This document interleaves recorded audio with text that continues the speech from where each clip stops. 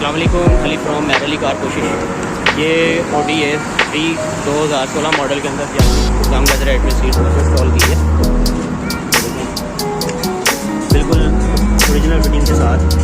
और ये जापानीज़ कम leather head है, Audi A4 का जो कलर है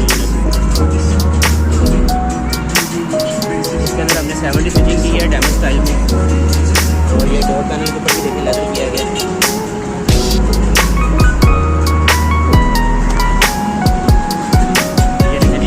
सीट्स हैं बिल्कुल ओरिजिनल कंपनी फिटेड के मुताबिक इसे तैयार किया गया है।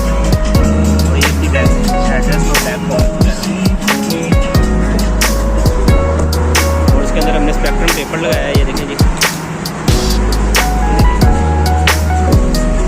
आप भी अपनी किसी भी गाड़ी की सीट पोजिशन इंटीरियर वर्क के लिए हमारे फोन नंबर पर रब्ता कर सकते हैं। Thank for watching Umair Ali कार पोशिश।